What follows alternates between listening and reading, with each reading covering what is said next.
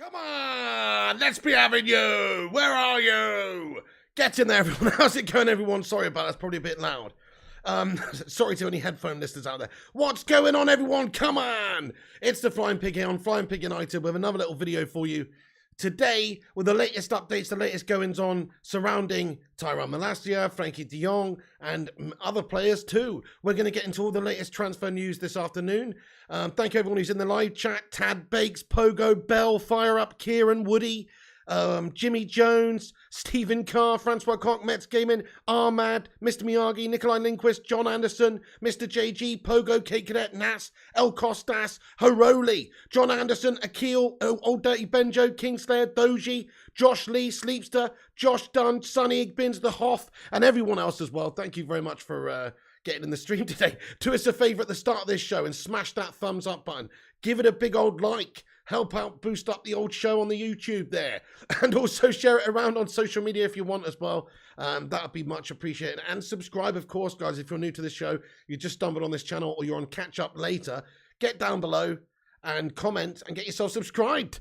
So let's just get into the latest goings on at the club then, folks. So we left it last night that Manchester United were obviously in contact essentially with Malacia's agents and things, dealing with personal terms and this sort of stuff, just finalising those sorts of things as well. And also Manchester United had essentially been in contact with Feyenoord regularly yesterday. Fabrizio Romano's reported this morning that the situation is we're still in direct contacts with agents today in order to discuss agreement on personal terms.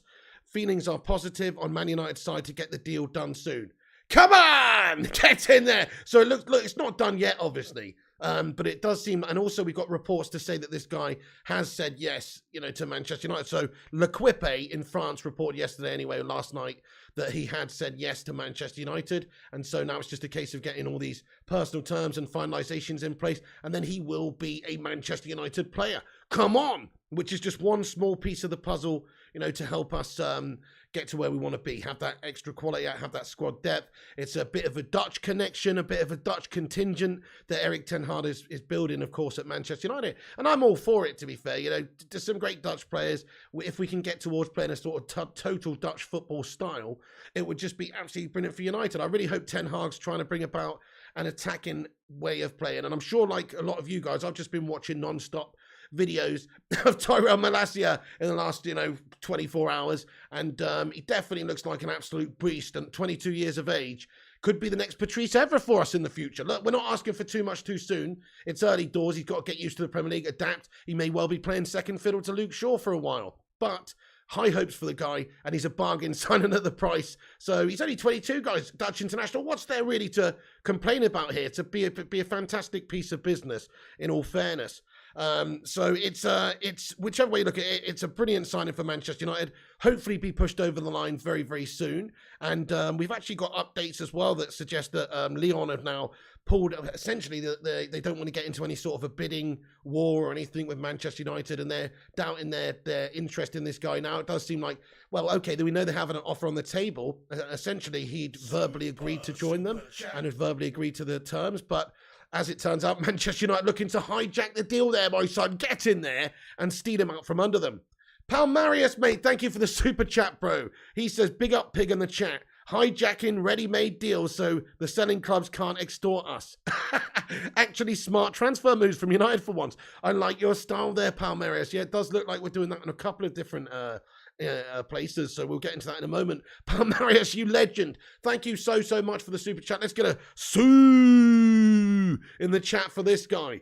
Thank you, dude. And yeah, you're right. I mean, that's it. You're hijacking business that's already been agreed for cheap money, and then you just offer a tiny little bit more, maybe, or maybe slightly more money up front. It's like, yeah, that's you actually are right. It's quite a smart thing to do. But anyway, in regards to this guy, he's a hot prospect for the future. Ten Hag wants to get him in. I trust in Ten Hag. He's building a new team here. Finally, it seems. We have had a shoddy, gash-tastic window, but it's all coming together nicely around. Hopefully, at the start of July, we'll start to see players coming into this football club properly in there, getting involved in training and being a part of the team. Certainly before we go away on tour. So yeah, so Tyrell Malacia is edging very, very much closer. I mean, it's not done yet. People will say, oh, it's done, it's done. No, it's not done yet. We haven't got 100% confirmation just yet that, that it's done. But we heard from the director, of course, from Feyenoord, and his quotes yesterday basically said that it's on Tyrell Malacia to decide. The agreement is there between the two clubs. So once Malacia says yes, then we're all good to go. And it seems like he has said yes. So as I say, L'Equipe reporting that there's been a development on this front in the sense that he has said yes to Manchester United. So hopefully that's the case. And he's decided to join us. He was obviously about to join Lyon. It's a bit of a blow for them, of course. But it does seem also like the French side may be pulling, essentially not really. Well, if he's going to Manchester United now, this interest has come in. They can't really compete. I think they're resigned to the fact they can't really compete for this guy. So it looks like everything's clear for us to bring him in. As Fab says there, we've got agents contacts today, so we know the situation is developing by the minute, and we may well announce this later on today. It could be announced by United officially tonight or this afternoon or even when we're live now, or it could be tomorrow or the next day, but it's very, very soon that we're going to get him in. In fact, Feyenoord are looking to push him through for before the end of the month so they can help their financial situation a little bit as well for the books. So in fact, there is a report that I've got here as well that says that when contacted, Feyenoord sporting director Frank Arneson on Monday for Tyrell Malacia, the director had to restrain himself from doing a happy dance with his injured knee because Feyenoord wanted to boost their financial figures as much as they could before the end of the month. So look, they're keen to do the deal. They've already agreed with it. We know that. Malacia seems to have said yes. Hopefully that's the reports that have come out in France are true there because, well, look, they might not be, but hopefully they are true. I mean, it would be a fantastic situation if he ended up going to Lyon. I'll tell you something, but it does look like, who would you choose, guys? Let's have a vote in the live chat. If you're this young kid, you've got Erik ten Hag at Manchester United. You've got this Dutch contingent at Manchester United. You've got a good offer to play in the Premier League, Europa League as well. Or you've got an offer to play for Olympique Lyon, even if it's slightly more money. Where do you go, guys? Who would you go and play for? I mean, it's obvious. It's Man United, such a bigger project, such a bigger club. He has his friends, some of his friends there, and he has Erik ten Hag there, who's a Dutch coach. It just makes a heck of a lot of sense for me. He's coming to Old Trafford, says Dad Bakes. Bell 6 says poll. I mean, I don't really need a poll for that. It was a rhetorical question. It was a rhetorical question, but Gamer Boy says United. Brave says United. Jay says United. Naz says United. Get in there, you legends. I agree entirely with you. We've got 176 legends watching the stream, guys. Please do smash that thumbs up button. Give us a boost up there on the YouTube algorithm and get involved in the live chat. It's a fully interactive show. We do get in and out the chat and see what you guys are saying. He's come to play with Ronaldo. Exactly, superstar. You would, wouldn't you? Hey, 0 degrees. The Manchester weather. Well, that's a point, Pogo. He hasn't prepared for that. But then again, look, in terms of like the Netherlands, if you've been playing in the Netherlands are a wet country. The Netherlands are a rainy country. Do you know what I'm saying? Zayn Miassi, thank you so much for getting in here with your super chat. How you doing today there, boss? He says, stop trying to nick our players. Get in there, my son. So what you're referencing, I'm guessing there, is that Manchester United, I'll get into it now then. So there are some reports coming out. I mean, look, there's nothing major. There's none of the, I wouldn't say any of the tier 1 journalists are talking about this right now, but there is some reports and things going around that Manchester United are going to go in for a bid for Lisandro Martinez, right? Which I guess is the player you're talking about. Is it saying that we're trying to steal from you? I don't know. I mean, we know that Arsenal have had bids in for Lisandro Martinez. We know that they've been knocked back. It's understood that I think they're looking for around about 50 million euros. So 43 million pounds, somewhere around there for him, which maybe United could pay. And of course, if we are going to get him, it makes a lot of sense because he's a centre-back, but he can also play defensive midfield, and he's done both of them regularly for Ajax. Like we discussed yesterday, Ten Hag bought him in for, I think, 6 million 2019 from Argentinian side Defensa, and he's nurtured him, he's grown him as a player, as a person, and so that's why he's probably very keen to get back with him. And also, I'm sure Lisandro Martinez, given the opportunity to go and reunite with Ten Hag and play at United, it would be too good to turn down. So I do think we will, if we want him, if we go in for him, there's no possibility he would join Arsene Hollands over us, guys. I really don't think so, Zane. I think you would definitely miss out if Man United have got the bottle to go in and get him right. Because, look, we've got that whole Ten Hag factor. There's no difference between Arsenal and United in terms of European competition, okay? So, okay, fair enough. If we didn't have any European football, or if you had Champions League football, maybe there's a possibility that players would rather go to Arsenal than United just because of that Champions League factor. But there's no other reason for it. Like, there's no reason anybody's going to Arsenal over United. If United and Arsenal both want the same player, then we should be winning out. And also, there's other reports that have come out today, which are very speculative reports. Ekrem Kudner, a journalist on Twitter, some people say is very reputable. Some people not so sure. But me, I'm speculative. But either way, he's also said that we've got an interest now in Yuri Tielemans. So, this is another player that's linked to Arsene Hollands. Man United should be linked to this guy. I've been raving about Tielemans for years now, saying that we should try and get this guy because he's young, he's the right sort of age, proven in the Premier League, great creative player. If you think about a midfield of, say, De Jong and Tielemans, I mean, that sounds pretty damn awesome to me. So, maybe you're talking about him as well. There's a couple of players that we are both supposedly interested in. And I think if Man United were going in for both of those guys and you were also going in for both of those guys, United would win out and we would get both of those players. Mostly Lisandro Martinez because of the Ten Hag vibes and all that sort of stuff, but also Tielemans just because Man United's a better club, mate. And if we're also signing those sorts of caliber players like De Jong, proper world-class standard player, and making strides for these signings, it's just going to inspire and create a new influx of players wanting to come to us, I think. Guys, we've got a couple of super chats I need to catch up on. And thank you, everyone who's in here. Alex, how you doing? Stephen Carr, Superstar, Big T, everyone, Bell691, thank you all for getting in here. We do have a big Q&A at the end of this vid as well. So, I will get into all the chat and we'll have a proper Q&A at the end of the show. So stick around for that. Oh, Kylie Madison, thank you so much for the 35,000 IDR. I don't even know what that is. Thank you so much, Kylie Madison, for the super chat. I hope you're doing well today. Thank you very, very much for getting in here. That's very nice. Can we get a Sue in the chat there? Kylie Madison, thank you so much for that. She's a Liverpool fan. Thank you so much for getting in here with that. And I don't even know what that is. That's the first one of those I've ever had. Thank you very much. Zayn Miassi sent one in, and he says, Arteta has a better haircut, so better to play for us. You've got to say Arteta's haircut is absolutely exceptional. If the look you're going for is a children's Dracula impersonator for parties, then yes, he does have a fantastic haircut, mate. I could see him coming in with a cape on, with some fangs and blood dripping down his mouth. I want to suck your blood. I could see that, but other than that, he's got a shit do, lad. No, I'm kidding. Fair enough, Zane. Right. Right, where was I? Thank you, Zane. Thank you, Kylie. Thank you, everyone, for getting in here. Right, United are doing bits. United are doing bits. Hashtag bits in the live chat. That's all I know.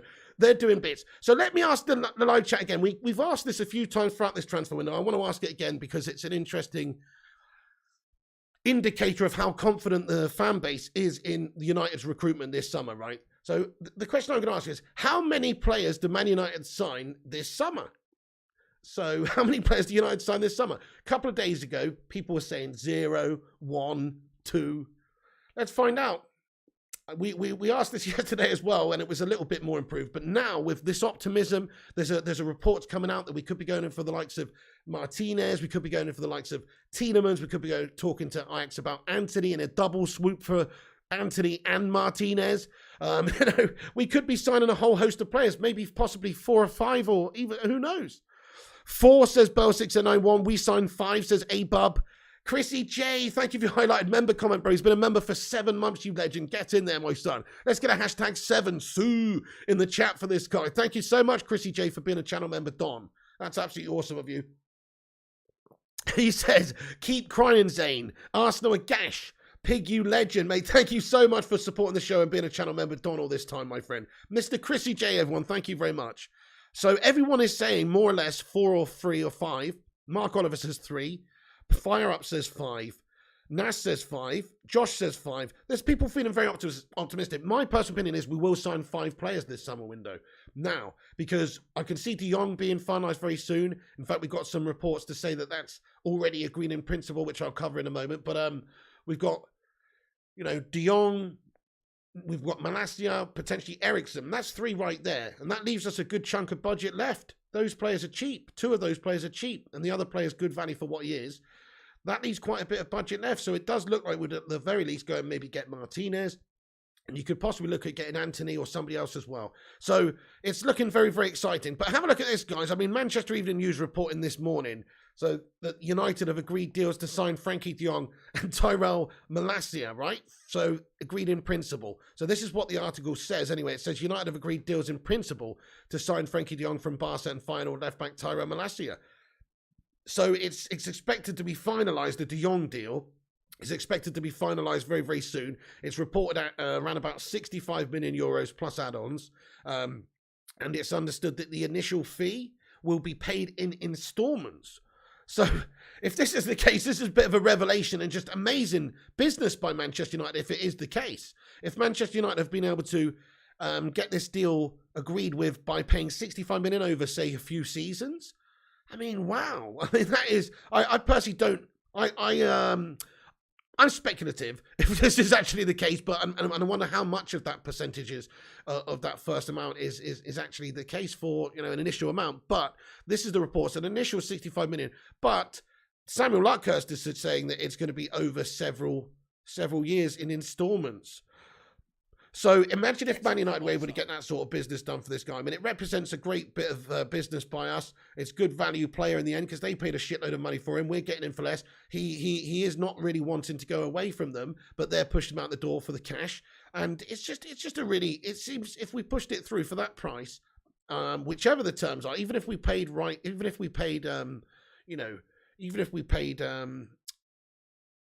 the all the money up front that we said, 65 million euros, it's still a fantastic amount of money to pay. It's a fantastic transfer, guys, if we can get him in here. Thank you, Martin Brunston, for subscribing to the channel. Nice one, Martin. If you're new to the show, do what Martin's done there and hit that subscribe button. We're close to 59,000 subscribers, everyone. We're almost at 58.7K subscribers. So do drop the subscribe if you're new to the show. Get in here with the community of legends and have your say. Also, drop that thumbs up button if you're just getting in here. Help us get to 150 likes. Smash the old thumbs up on it, and you know it makes sense. So, sources say that United agreed a deal with Feyenoord on Tuesday afternoon, of course. We're just waiting for that yes from Tyrell Malacia. That seems that it's come, and so both deals are basically subject to essentially players completing medicals. De Jong and Malacia, obviously, they're both actually still on holiday after their involvement in Netherlands Nations League games. So they're both on holiday for a little bit longer anyway. So in terms of medicals and things like that, it should happen pretty soon. It seems like the agreement's essentially in place in principle. We know that Malacia is 100% agreed because their sporting directors confirmed it. And in regards to the Barcelona and de Jong situation, well, Fabrizio and a lot of different outlets and reporters have all said that 65 million euros plus a potential 20 million euros in add-ons is the price. And what they were finalizing, what they were working on is just the details of the add-ons in order to get the deal agreed. So, yeah, looks absolutely spot on, guys. Hello there, Douglas Main. How you doing, bro? Yeah, maybe so, Bell 691. We'll see. Karaoke night for 60K. So yeah, listen, this is what's interesting about Ten Hag's transfer plan. Let's just talk about this for a sec. So I think it's quite clear what Ten Hag's sort of plan is, really. He's gone for players. He's going for players that he knows and likes, and he's sort of raiding the old Eredivisie, and he's potentially raiding his old, you know, players such as De Jong as well, who've played for him and who've come from that sort of system. He feels comfortable going into this Premier League campaign with those players, and I think we've got to back it. It's not like these players are bad players either. It's like De Jong is a classy player that we would have loved to have had before he went to Barca, and he's only developed and played for a high standard team since, so he should be even better. And then you look at Malacia. Well, he's not a risk of a signing. He's so cheap. Dutch international player as well, left back, coming from a different team, but that makes me think that he's even better than maybe going for somebody at Ajax, say. Like, you know, Tagliafico's at Ajax, and there's talks of him going to Brighton and all this sort of stuff.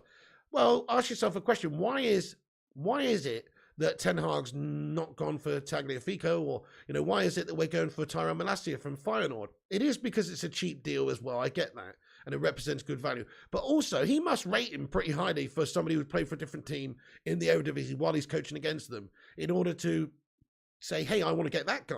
So that fills me with a lot of confidence, a lot of hope for Tyrell Malacia and the abilities and qualities he can bring, to our team. Maybe so, Pogo Gamer. I mean, there's still a couple more players that we could see coming in. So I think, we're favouring, he's basically favouring getting these Dutch players in, or these players from the Eredivisie.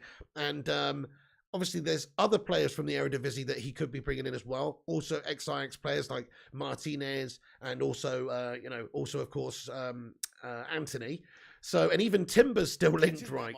So there's still a couple of players. And what about also Denzel Dumfries? So Denzel Dumfries is also a player that used to play in the Eredivisie, that's in the Dutch setup, that plays in Serie A and had a really, really good season, and is a right back that we possibly need. So if Jurriën Timber's not available and we really want to try and strengthen the team and restructure things and sell Wan-Bissaka, sell Dalot maybe, or one or the other, and then sell some of the defenders we've got lurking around the place that stinking the gaff up, then sooner or later we'll have a quality team. If you can get Dumfries to come in at right back, if you could get Martinez in at centre back, who can also play defensive midfield for you as well, then we'd actually have a really quality team. I think the Martinez signing represents great shrewdness as well, regardless of the price, because he's a player that is versatile for two positions that we need to sort out.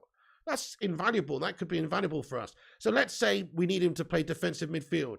Fantastic. He can play defensive midfield for us. If we need him to play centre-back because Harry Maguire's shitting the bed and making errors left, right and centre and just performing like a big human slab of a man, then he can do that too, and he can go in there. So I think it would be a fantastic signing, because it doesn't quite, because you still need another midfielder, but it almost solves two problems in one there. Because if it turns out that Slab is just a human tree at the back and can't work in a Ten Hag system, which I think is going to be the case, then we could just use him.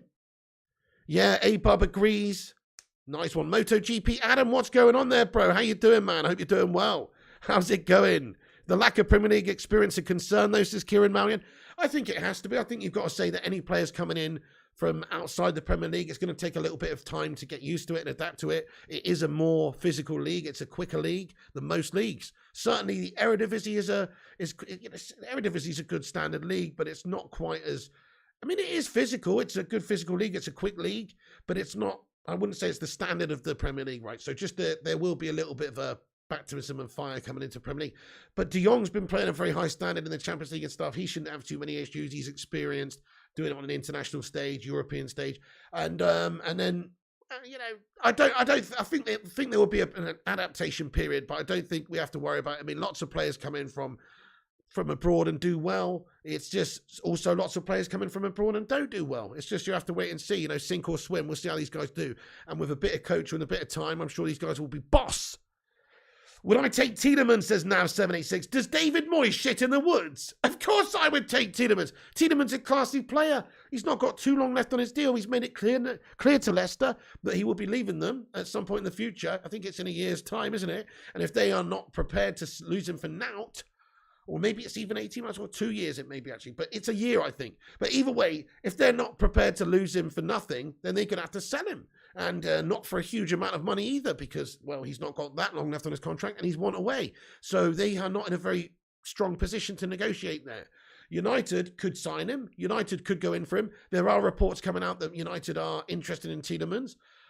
Well, we should be interested in Tielemans. He could be had for about 40 million. That's a bargain price for Youri Tielemans, an absolute steal. So we should try and get him in if he's available, because that also represents fantastic value. I mean, let's ask the live chat, guys. Smash a 1 in the live chat if you would like to sign Youri Tielemans. Let's say 45 million quid. Might not even take that much. Smash a 1 if you would sign him for that. Smash a 2 if you don't think he's good enough or you don't want him.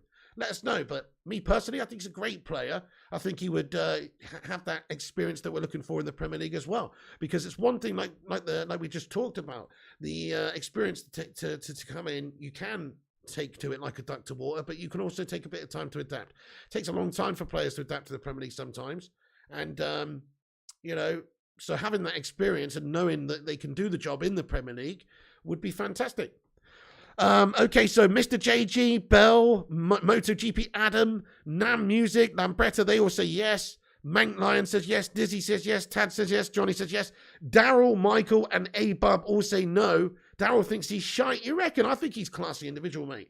he's a classy player, and I've always liked Leicester's midfield duo of Ndidi and Tielemans. I mean, I think Tielemans would go alongside a midfield destroyer really well, or a deep line playmaker such as Frankie de Jong to be maybe a little bit more, a little bit more creative box to box type. Any strikers on the radar? Doesn't look like it now, Music. The closest we might get to that is signing Anthony from Ajax, possibly. But you never know. Look, who knows? We could just pop in and get a cheeky little striker at some point throughout the window. This is just like early doors transfers now. There's a significant period of the transfer window left. We've got a long time left, so we could see one or two just like little gems added, little additions added by the transfer window close. The majority of our business needs to be done well before we go away on tour. But some of the business, like such as getting an addition for a cheap little striker there or something like that, yeah, we can wait a little bit for those. But I think the majority of the players, the core of the team, has to be signed before we go away for tour. So ideally a centre-back, and of course De Jong, and of course Eriksen would be good. And if we get one other in before then, that's the majority of the players that we need ready for the tour to work with. So it would be excellent.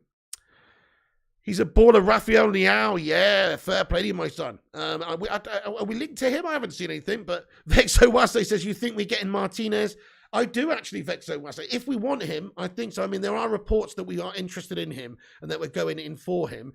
I mean, look, I'm waiting for some tier one journos, as I like to call them, to come out and say that we are going in for a bid or anything. There's a few people that are saying we are, which is cool, but Let's just wait and see. But it does make sense to me. As I mentioned, the reasons why it does make sense is, well, Ten Hag's discovered him essentially from Argentina. He's discovered him. He's signed him. He's developed him. He's obviously made him a better player. He's 24 now. He's in the right age to step up to to the next level. He's an Argentina international. He's had caps for Argentina. He's ready. He's ready for Ten Hag, I think, because there's that relationship there. And he can play centre-back and he can play defensive midfield. So he's versatile, which is fantastic, which is absolutely fantastic, my friends. Get in there, my son. Patrick is unbelievable, says Daryl. 30 for Tielemans, tops 35 million, including add-ons, says Pogo. There you go. That's what I'm saying. Because of the contract situation, he's available for not that much money. I wish we could sign Rafael Leao, says Vexo Wathe. Haven't a clue, says, is he worth 40 million? Who, Tielemans or Lisandro Martinez? I think Lisandro Martinez is worth 40 million, just about. I wouldn't want to pay any more than that for him. I don't think Ajax can command any more than that for him. We know that they're a selling club and they sort of have to sell their players. If United are prepared to pay 40 mil, crikey, they better accept. You know what I mean? I don't think they'll be getting very much more for it than that. Right, I'm just going to get into the rest of the news, folks. Once again, do us a big favor and drop a big thumbs up on this video if you haven't done so already. Smash that like button. We are on... It's loading. I don't know how many we're on. But please do smash that like button. And, oh, hang on a sec. We are on 146. That's awesome, guys. Nice one. Only 4 away from 150. So great stuff. Thank you, everyone, for dropping the thumbs up. Please continue to do so. Right, so, yeah, just to have a quick recap of Malacia before we move on to the next topic. Malacia agents United in direct contact today in order to discuss agreement in personal terms. So that's coming very, very soon. Could be announced shortly. And then beyond that, it's just a matter of the clubs announcing things and also getting medicals and things like that arranged and paperwork finalised. Won't take a very long time to get the deal done for Malacia. It may well be before the end of June. And then you've also got the reports coming out that say he has said yes and decided to join Manchester United, which hopefully is the case. The fee involved is 15 million euros plus 2 million euros in add-ons. And it's more than Olympique Lyon's proposal. And so Olympique Lyon don't really want to get into a bidding war. It's understood that they're really resigned to the fact that they're going to lose out on him, and they don't really want to get into a bidding war with United. So, yeah, reasonably likely that he's going to join. It's agreed in principle. We know their sporting director said, yes, it's done. It's just a case of Malacia saying yes, and then he will be a United player. So get in there, my son. Come on. It looks like Tyrell Malacia will be signed before the end of the month, hopefully. And then also just in regards to De Jong, reports coming out, similar situation, but there are reports that there is an agreement in principle between the two clubs for 65 million euros and then further add-ons. And that just needs to be finalised, and then they can start to look at getting medicals and things like that and paperwork finalised. And also both of these players are on holiday still after featuring for Netherlands in the Nations Cup in the summer, obviously. So they are still on holiday, both of them, for a few more days anyway. And also, just in regards to the left back position, guys, seeing as we're talking about Tyrell Malacia, there are reports coming out that say that Luke Shaw is still expected to be the #1 left back, and that Tyrell Malacia is just sort of coming in for, you know, depth and to add extra quality and all that sort of stuff. Well, this is what Samuel Luckhurst says from the MEN. I mean, I'm not so convinced about that. I think he will be given the chances, and look, if he's impressing more than Luke Shaw in training and in games when he's given opportunities, he may well get the nod. I think it's healthy to have good competition for these players. Of course, we've got Luke Shaw there, who's a complete Frey Bentos lover. Thank you, Mo Senna Hashem and Rasser Forati, for subscribing to the channel, guys. Nice one. Thanks for getting in. He loves a pie, does Luke Shaw. So maybe this will keep him honest. Do you remember, like, last season? It wasn't the case this season. But do you remember last season, Luke Shaw? He was sort of fannying around, wasn't he? And he needed to kick up the arse. And then he just had, like, Brandon Williams introduced into the squad, given some games and things like that. And then all of a sudden, he started playing absolutely amazing. Well, it's because maybe his place was at stake. Tellez came in, not the best defensively, gave him a little bit of competition also. Competition is healthy. If we can get this in there, maybe that will inspire Luke Shaw, spur Luke Shaw on. He is 26. He's still got plenty of years left in him. He should be coming to the best years of his career. I personally think Luke Shaw is a very good player. Not a very good player, sorry. I think he's a good player. I just don't think he's a very good player. I think he's a good all-round player. He can do a bit of everything. He can attack well. He creates chances. He gets down the wing. He gets a lot of balls into the box. Some of them good. He's pretty good at creating chances for us, I think. Particularly last season, before last, he was fantastic. And then defensively, he's okay. He's robust. He's better than the likes of Tellez when it comes to defending. And he's had plenty of time to develop at Manchester. It's 7 years now. And he should be ready to step up to the next level. Let's ask the live chat, though, in regards to Luke Shaw. We know people probably want to see Tellez gone or expect Tellez to be gone. Maybe Tellez will be used as a winger.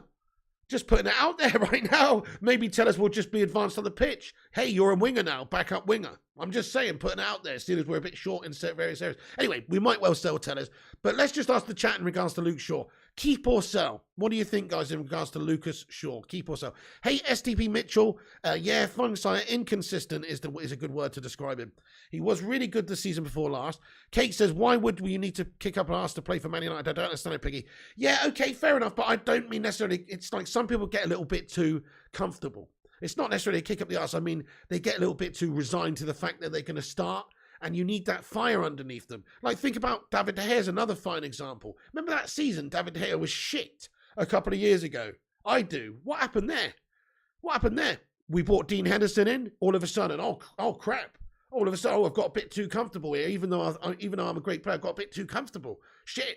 All of a sudden, I'm going to have to fucking start working double hard again. I think it's that kind of thing. It's not, people just get, people just get complacent. That's what it is. I don't think anybody needs, obviously they should be giving it 110%. I totally see what you're saying. But people just get complacent and they need competition. Competition breeds better performances. It makes you have to up your game. Otherwise, you're going to get left behind. So I'm all for it.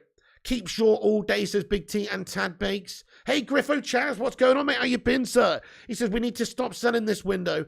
We will have a thin squad otherwise, says Griffo Chaz. Excuse me? Said no one ever. You think we need to sell? We need to stop selling? I disagree. There's a few players that we can get rid of that do not really do much at this football club. You think we would? We think we would? Oh, I see what you're saying. It's sarcasm. It's hard to hear it It's hard to hear it in text. But anyway, I'm just saying. I'm assuming it's sarcasm because. Yeah, we haven't even sold any bastard yet. We need to get rid of players. Okay, we've had 6 players go out on a free. But really, we need to get rid of Phil Jones. Nobody would begrudge Phil Jones going anywhere. Certainly, Eric Bailly could be surplus, especially if we're signing Lisandro Martinez, if we can do that. So certainly, these players would be surplus. Potentially one of the right backs, especially if we're going to bring another one in. One of the left backs, if we're going to get rid of Tellez or somebody like that, it's possible. I don't know. I don't really know what you mean. I guess you're being sarcastic there. Aaron Wan-Bissaka can be improved going forward by Ten Hag, says Scott Berg. Yeah, but naturally he doesn't seem to have that flair or, just that natural flair and ability to create those chances as good as Luke Shaw's better. Telles is better at those crosses.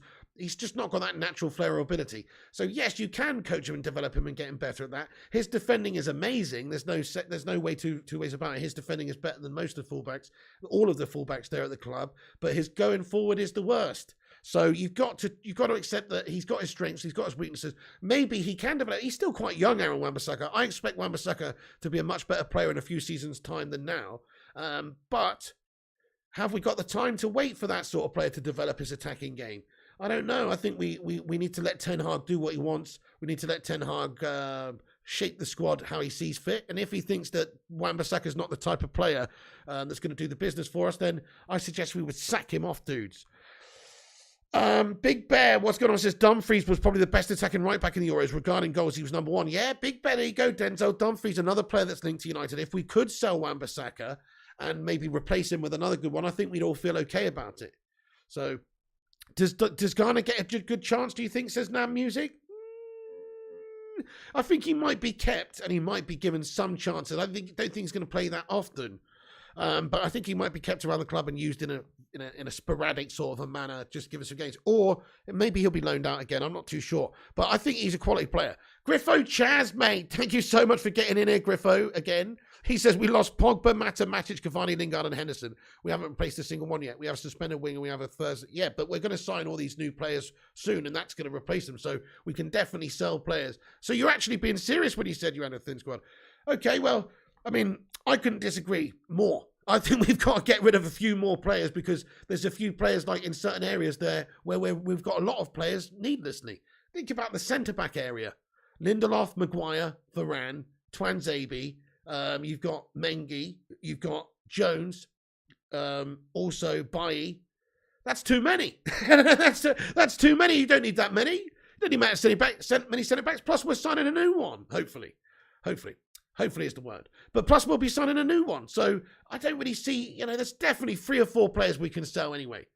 There's 3 or 4 players we can move on, in my opinion. Especially if we are signing new players. That's the key. So yeah, we did lose 6 players. But if we signed 4 players before the tour, well, we only lost Lee Grant and, Jesse Lingard, Paul Pogba, Mata, Matic. Those guys are losses, sure. But man, if we're replacing them, and then we can still afford to sell a couple of players. I mean, let me ask the live chat then, folks. Let me ask the live chat. How many players do you think Manchester United should sell this summer now based on our squad and based on the fact we did have 6 players leave and who we're going to sign and all the rest of it? How many do you think we should sell? I say 4. I say we should sell 4 players. I think we should get rid of our right back, depending on which one that Ten Hag wants to sell, Dalot or Wan-Bissaka. I say we get rid of 2 centre-backs, Phil Jones and Bailly. And then also, I mean, I wouldn't even be against seeing Telles sold or even Martial if you could actually find a suitor for him. But we probably won't see Martial sold because we do need players to play up front and wide. So I actually don't think Martial should go there at the moment because of the squad. So that's one area where we are needing a player. So I agree in that sense. But then, there's at least 3 or 4 players that should be sold. 2 more, says Tad Bates. 11 says Fire Up. 3 to 4 says the Voutineer. Batman says 5. Oh yeah, and Andreas Pereira, I forgot about him. Andreas Pereira could be sold. I mean, Dean Henderson's gone out on loan as well. But Andreas Pereira could be sold to Fulham. They've put in a bid for 10 million euros. 4 or 5 says Nas. 8 says Mr. JG. 4 says Tyler. We should sell 3 says Westy. 4 says The Hoff. 4 says Big T. I'm with you guys. I think 4 or 5 players still need to go. What's the point of having Phil Jones here? He's not going to be a suitable backup, really, especially if we're signing somebody else. What's the point of having Eric Bailly here? He's a bit of an injury-prone melter. We'll still have Lindelof, Maguire, Varane, Mengi, and potentially another new signing in there. I even think, look, Twanzebe, what's the point of having Twanzebe? Maybe Ten Hag will give Twanzebe a chance. Maybe Twanzebe's the sort of player that Ten Hag likes. He's quick, he's physical, that sort of stuff. But I don't know, he's got to his mid-20s without ever doing anything. So I'm a little bit skeptical about Axel Twanzebe. Doesn't seem to get in anyone's team. So what's the reasoning behind it? Anyway, we'll see. But I think Twanzebe could be sold as well. Martial 2 says Funks. I mean, I would have said Martial a few months ago, but because we are lacking forward players and lacking wingers, Martial could be utilised as a backup number 9 or utilised as a backup winger. That's sort of how I see it with him. I think he's going to get a chance under Ten Hag. I don't know that. Let's ask the chat. Tony Martial, keep or sell? Because that is a contentious point. I guess it depends who we sign. If we could get Anthony, then we've got Rashford, Elanga, Sancho, Anthony, Pellistri, Diallo. I mean, I guess, but we need some more. We need a striker. I think Martial's got to stay. I personally think Martial's got to stay this season because we don't have a lot of depth. We don't have a lot of quality up there. Keep says Mr. JG. Woody says sell. Keep says Cornelius. Sell says the Vutinator. Don't want to strip the team too much says Tad. Sell says Cake. Okay, fair enough. He's been very disappointing. He has been very disappointing. Right, so, yeah. Or what's Griffo Chaz got to say for himself here? He says, we need 2 in each position, so unless we have actually signed that position, then it's too risky. We can't sell Wan-Bissaka and then just have Dallo for 50 games plus, and then unless he's going to trust Laird. Yeah, I mean, I wouldn't sell Wan-Bissaka unless I'm going to sign a replacement. No, I agree. But I hope that's the idea. I hope that we, if we're selling players, we're supposed to be strengthening our team, right? So the only way I want to sell players is if we're buying players. But if we sell players, we're more likely to buy players. We could get a Denzel Dumfries sort of a player in. And then maybe you could see like Wan-Bissaka. So that's just a like-for-like replacement if that's the sort of player that Ten Hag deems that he wants over the likes of Wan-Bissaka. I'm not putting words in his mouth. I'm just saying he might. And then also, the other centre-backs, say we sign Martinez, let's say that does happen. Well, then we could sell a couple of the centre-backs. There's already a centre-back or 2 we should sell because they're surplus anyway. And then the left-back, well, we've just signed Malacia, or it looks like we're about to sign Malacia, hopefully. Then, so we can sell one of those guys. So, yeah, but I'm just talking about more or less, I mean like a man-in, man-out sort of thing from now. We've had the 6 players leave on a free. From now on, yeah, we have to sell players if we want to buy players in that position. I do think we do need cover, and we need 2 in each position. Yeah. And Chouameni and Chewbacca. Sorry, guys. Excuse me. Okay, so by the way, thank you everyone who's in here. I am going to do a big Q&A at the end. I've got a few more articles and things that I want to discuss. We've got 24 likes to go until 200 likes. That's the target, everyone. Keep smashing that thumbs up button on the channel. It's free to do, so that's all we ask. Boost us up there. Help us compete with the clickbait merchants and the corporation channels by dropping a big thumbs up on this video. Also, subscribe if you're new to the channel. Click the little bell icon for updates throughout the day and throughout the transfer window. And do get involved in the chat with the legends. Have your say. Everyone's welcome here to get involved. Who's this getting in the chat with a super chat? It's only Zayn Miassi again. Goodness me. Zayn Miassi says, I'm furious with Kroenke, that tight Yankee. He wastes money on his wigs and buying ranchers, but not us. On his wigs. Oh, Zayn, you are the gift that keeps on giving, my friend. Guys, can we get a sue in there for Zayn? Thank you very much for that, Zayn. Yeah, well, there you go. I mean, look, it's funny, isn't it? The roller coaster of emotions that happens during these transfer windows. A few days ago, we were all super depressed about the window. It's looking pathetic. All of a sudden, I mean, within the next week, we could have De Jong, Malacia, and Eriksen within the next week. And then we could also have Martinez and Antony later down the line shortly after that. You just never know. So it's actually just quite an awesome little turnaround that's happened. And then in regards to Arsenal, well, it's another turnaround for them. They're all big bollocks. They signed Vieira. They got Gabriel Jesus. They're looking for Tielemans. They're looking for Martinez. Now, they could be going to other clubs, it seems, especially if United's going in for them, possibly. Then also Rafinha going to Chelsea from Leeds instead of Arsenal. It's just classic Arsenal bottle job stuff. But I just love the roller coaster emotions that take place because Arsenal fans seem to be on a high a few days ago, and now they're all pissed off again. Oh, yeah, that's true. Avram Grazer could do with a wig, right? So also just in regards to Alvaro Fernandez, so some reports coming out, I think he'll still be kept around. I think personally what will probably happen is Tellez goes and maybe Alvaro's used as a third choice behind the likes of Malacia and Shaw. I don't know that. But yeah, I think there are some reports that he could be open to a loan move though if we do get Malacia, because it could mean that Fernandez, if he's going to get game time, sort of needs to go somewhere else. So Alvaro Fernandez could be loaned out, but I think we should probably keep him. Right, a few other things to discuss. Okay, so we got a report here from the European lad on Twitter, which is like an Ajax sort of insider account, and it says Antony is expected to miss the final versus PSV on the 30th of July.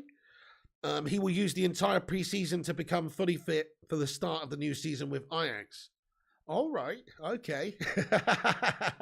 All right, interesting. Well, if that is the case, then, maybe it's just because really, just saying, it seems a bit early to announce that sort of stuff's in there. Maybe Manchester United are planning to go back and get this guy in, and Antony's just keeping himself available. That's my thoughts on it.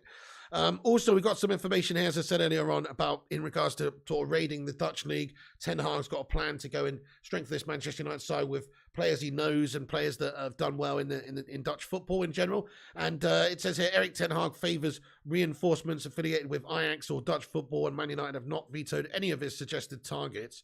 Club sources claim all the players of serious interest have been thoroughly scouted. So that sounds good. It sounds like our recruitment team have actually been allowing Ten Hag the freedoms to decide who he wants to go and get, and then the recruitment team's job is to go and get them.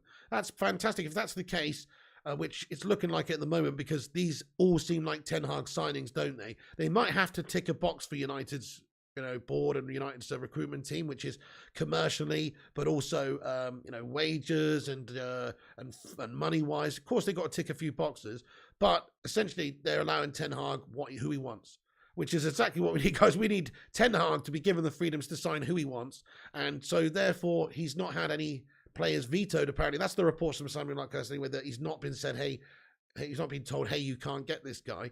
If the budget's there for it, he knows what the budget is. Once we've got Jong, once we've got Malacia, once we've got Eriksson, we've still got a budget left. If he wants to sell one or two players as well in order to increase that budget, then he's going to be able to sign a couple more players that he wants. So, which is why I'm feeling optimistic about the likes of Antony and Martinez. There's some reports a double swoop could be incoming, a reported 100 million euros double swoop. So essentially 40 for one, 60 for the other, something like that. That's a lot of money for Ajax to get in one go. They've already got a lot of money from other teams as well. I'm sure they'd be up for it. So I think, I'm just saying that could happen. It might not happen. We might get one or the other. Martinez is still linked to Arsene Hollands, but Man United, if we want to go in for him, we hold all the cards there. If United do put a serious offer in for him, well, he would definitely rather come to us, I think, because of the whole Ten Hag factor and the fact that United's a better club than Arsenal. So Martinez, if we go in for him, I think he would come. And then in regards to Antony, same situation there. If Man United have got the budget and if we can afford him, which we should do, if we can go and get him, then he will come. It's like those two players are not a problem. They would want to come to Manchester United. They've got that relationship with Ten Hag. And United's obviously a huge club. The Premier League's a great opportunity for them as well. It's the best league in the world. So, of course, these players would want to come if we're prepared to pay the money to Ajax. Just pay the money and get them in. It's simple, really. Get those two in and we're sorted, along with Eriksson, Malacia and De Jong. We're almost sorted. In an ideal world, yeah, we would get Dumfries as well. Yeah, we would get Tielemans as well in an ideal world. I mean, that would be the best transfer window in the history of my recent years, doing these videos, I think, because I can't think of another window where we would get so many players. I mean, we needed it because the 6 players gone out in the summer, but let's say we get 7. That's the best possible outcome. Tielemans, Dumfries, Eriksson, Malacia, De Jong, Martinez, and Antony. I mean, that's a 10 out of 10 window for anybody, isn't it? That's not going to happen, though. It's not going to happen, though. I think 5, though. I do think Antony... Okay, so this is my optimistic take on it at the moment, guys. Antony joins later on in the window. Martinez joins later on in the window.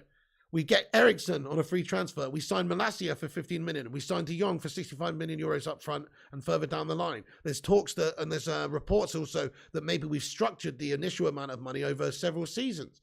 So I don't know if those reports are true, but if so, maybe that leaves us a bit more budget, a little bit more money available to strengthen elsewhere. So I think those 5 players will come. Antony, Eriksson, De Jong, Malacia, and Martinez. That's my humble belief at the moment. Don't know that. I'm not, they call me Mystic Pig because I predict these things, but I don't know that. But in an ideal world, we would sell a couple more players. We would sell a couple more players and generate a bit of cash and get them off the books. See you later, Phil Jones. See you later, Eric Bailly. See you later, Eric Telles. See you later, Aaron Wan-Bissaka. get a bit of cash. And we would sign Dumfries as well, and we would try and pinch Tielemans too. Now that would be a heck of a window, my friends, which we couldn't deny. Naz says, I like your optimism, Peggy. Yeah, Griffo says, window is 7 maximum without a CDM. Fair play. Yeah, 7 maximum. I mean, I can't even believe we're saying this. It's amazing, isn't it, to think about the possibility we could sign as many as 7 players. I mean, I never thought that we'd be... I mean, we're getting carried away. We're getting a bit silly here because we've only actually signed 0 at the moment. But Malacia's inbound, De Jong's inbound, and then Christian Eriksen could be inbound. We don't know what his choice is yet, but if he chooses us, hey, he's a Manchester United player for a free. So we know that, we're getting a few players, it seems, at the moment, at the least. And then because of that, because of some of the other players that could be available to us and the budget we're expected to have still being hefty, we should be able to sign at least 1 more. Michael Branelli, thank you for commenting, mate, with your super chat. It says, not drunk Rick anymore, but still here, mate. Oh, you were drunk Rick. Michael Branelli, mate, thank you so much for getting in, man, and let me know your name change. Thank you so much. Can we get a sue in the chat there for Michael, mate? Thank you so much, bro. I really appreciate that, dude. And thank you for watching the stream. He's got a thumbs up in there. Do what he says and smash that like button. Thank you, SBN TV there, for subscribing to the channel, mate. Really appreciate that. Do what he's done. Hit the subscribe button if you haven't done so also. Okay, so why do we need Tielemans for, says Rajat Valacia? Right, because maybe Donny's not up to the task. McTominay's shite and Fred's bang average. That's really why we need Tielemans, in my opinion. We don't need him, I suppose, if Donny can do the job for us. But in my opinion, is Donny going to be that? Is he going to be the guy? Oh, maybe he will be in a Ten Hag system with De Jong next to him. That is the idea of the style of play we're going for, that he's used to and that they've played together and all that sort of stuff. So it's possible.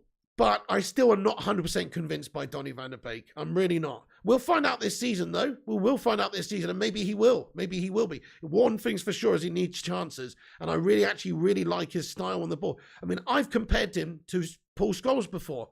Now, he's a shit Paul Scholes, but what I'm saying is the way he holds the ball, the way he shields the ball, the way he passes the ball reminds me somewhat of a little Dutch Paul Scholes. It really does. But obviously a shit Scholesy. But I'm just saying, maybe he can go on and progress and be a great player again, a great player in the future. But if not, I would love it if we had Tielemans. You can't have enough quality in depth, man. You can't. Why would we turn down? If he's available, why would we not? Oh, Michael Brunelli has become a member of the channel. Get in there, my son. Come on. Everyone, all the channel members, get your favorite channel member emoji in there to welcome in Michael to the posse, mate. He has become a member of the channel. Thanks for supporting the show there, Michael. Let's be having you. Appreciate that one, man. Great to see you back in here, man, under a different alias. Yeah, okay, K-Cadet. People are getting too excited, but look, it's rare that it looks like we're doing business. The reason I'm getting excited is because if you just look at it from an objective point of view, with all the players we had gone, the fact we finished 6th, the fact we're 35 points off a City and had a shit squad and players have gone out, just those reasons alone, we should sign a lot of players this summer. And you think about the budget that's left. The budget should be, for this summer, at the very least, what Arsenal spent last summer. £150 million. That should be the very least. It should be 200 million. But at the very least, it should be 150 million. Okay? So factor in De Jong deal. De Jong deal, 65 up front and further down the line. Let's just call that £70 million of the budget gone there, even though it's not. Let's just call it that just for fun. Well, that leaves 80 million. Of which we're spending 15 million on Malacia. That leaves 55 million. So, no, sorry, it doesn't. It leaves 65 million. 65 million. 65 million left.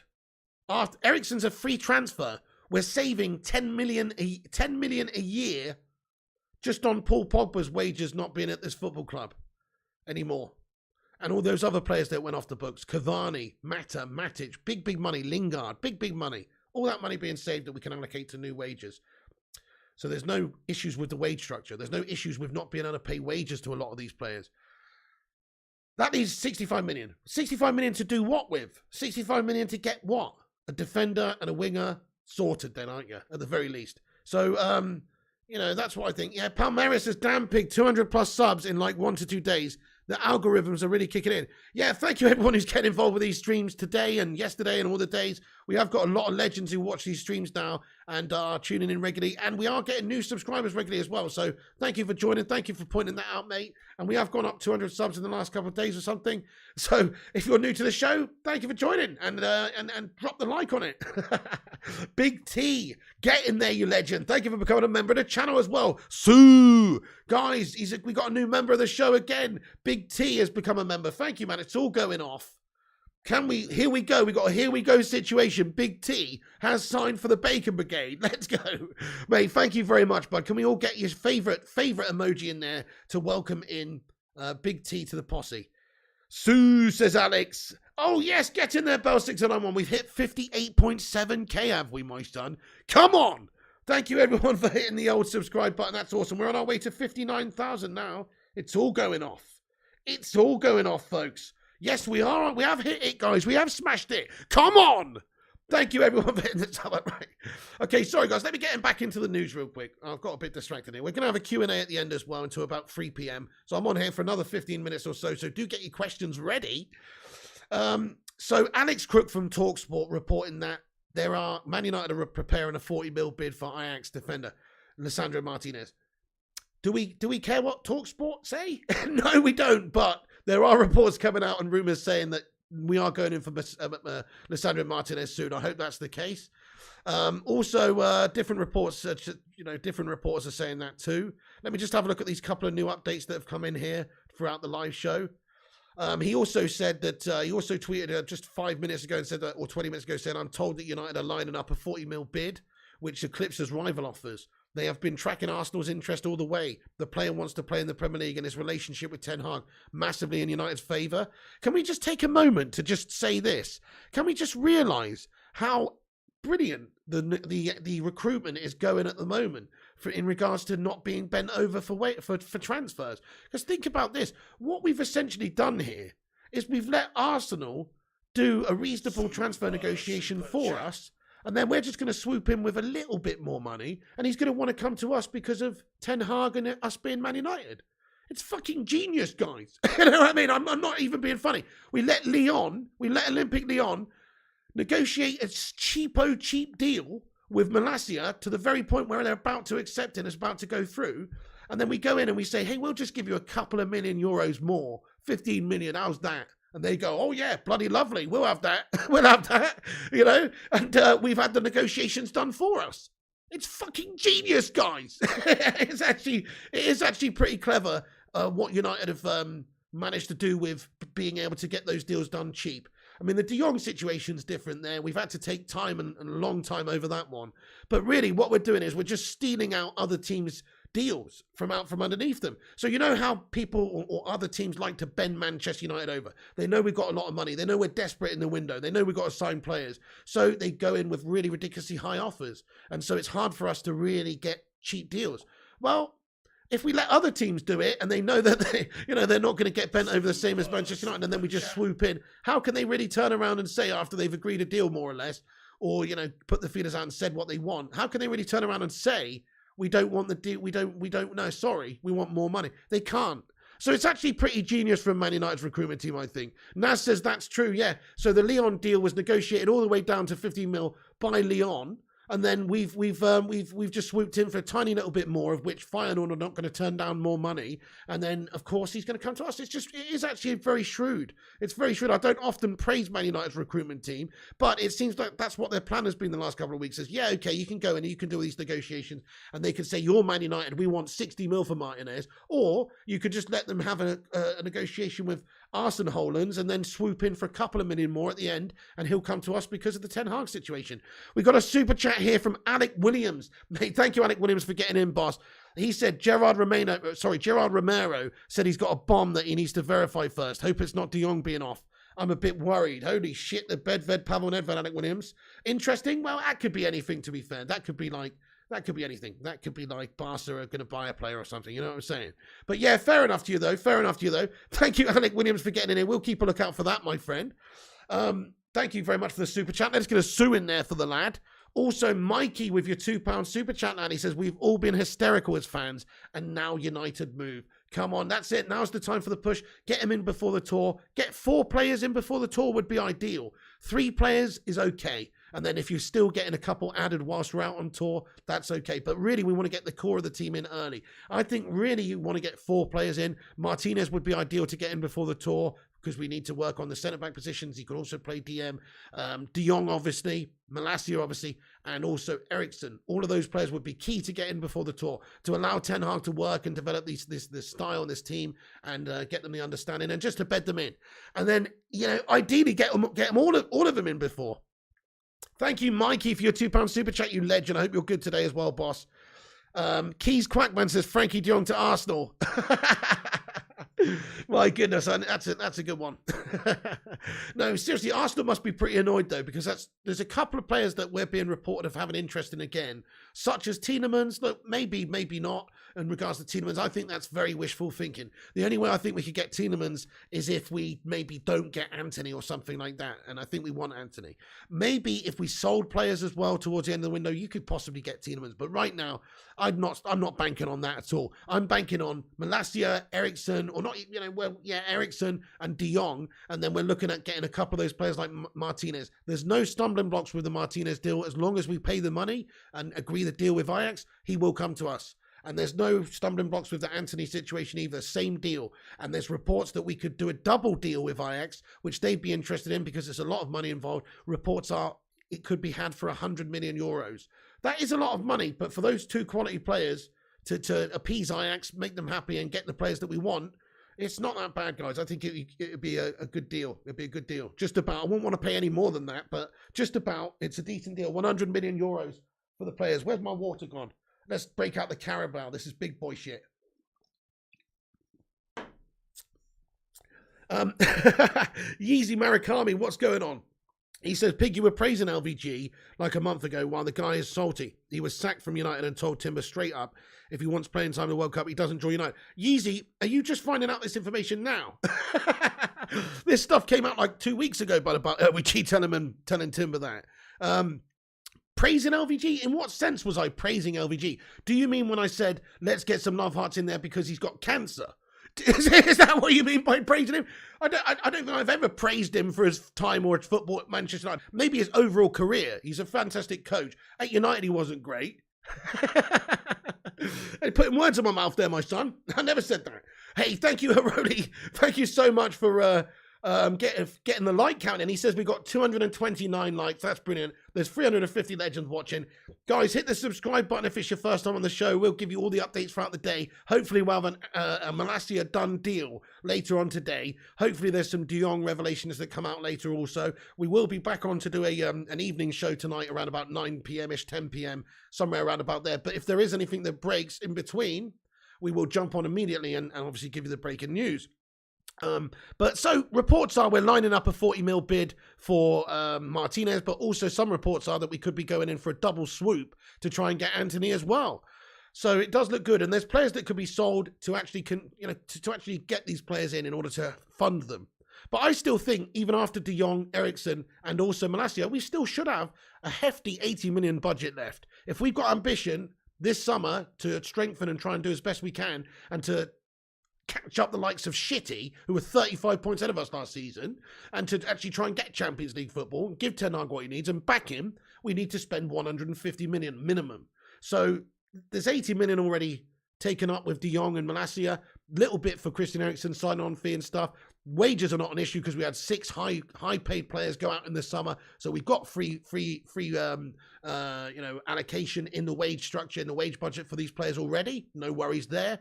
So there's no reason why we shouldn't be spending another 80 million after De Jong. That's how I feel. After De Jong and Malacia, we should be spending another 80 million, which is enough, coincidentally, to get Anthony and Martinez from Ajax, guys.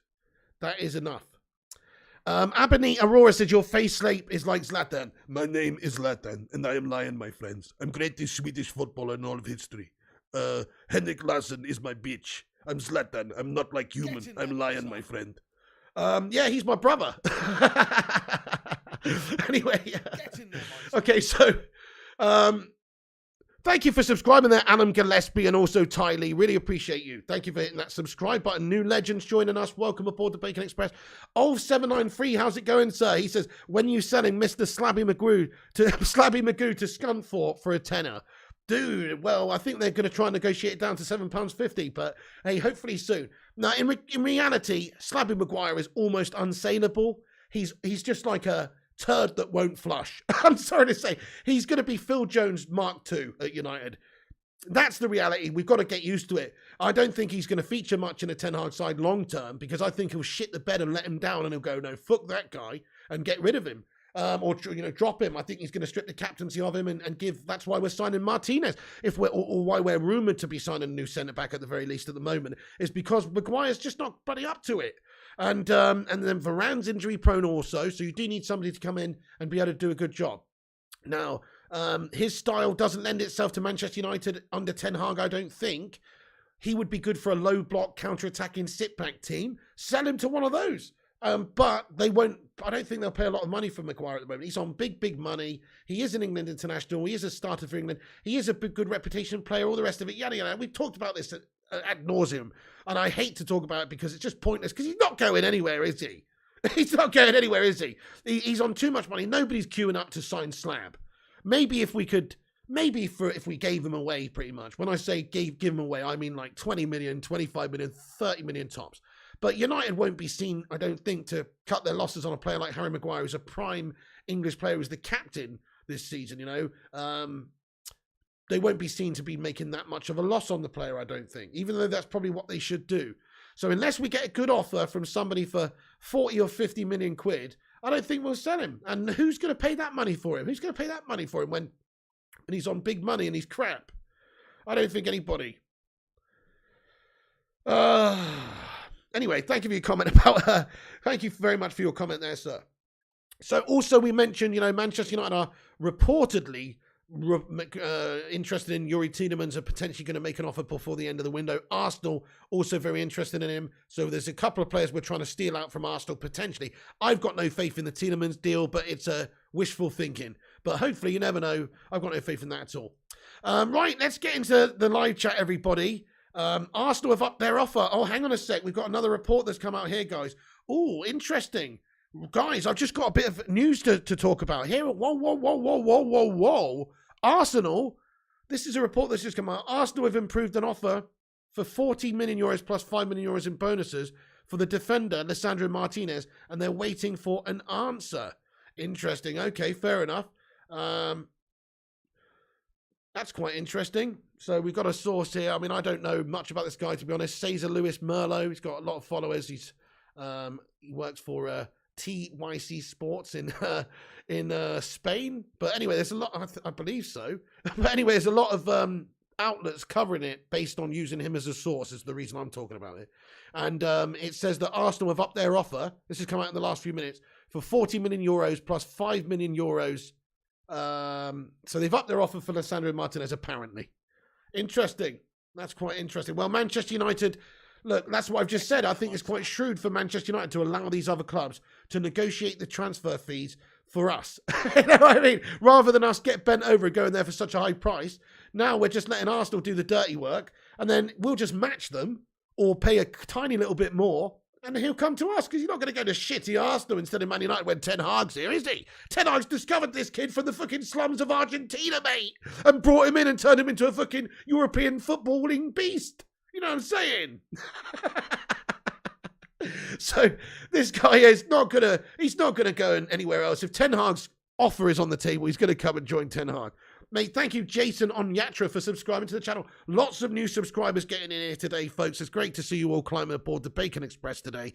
If you don't know about this channel, we're one of the longest United channels on YouTube. Actually, we've been going for nearly 10 years, 10 years in January, and we cover all the latest news, all the latest updates, in a no bullshit, no clickbait way. So I'm just saying it one last time. Make sure you do smash that subscribe button if you're new to the channel. We're nearly at 59,000 subscribers.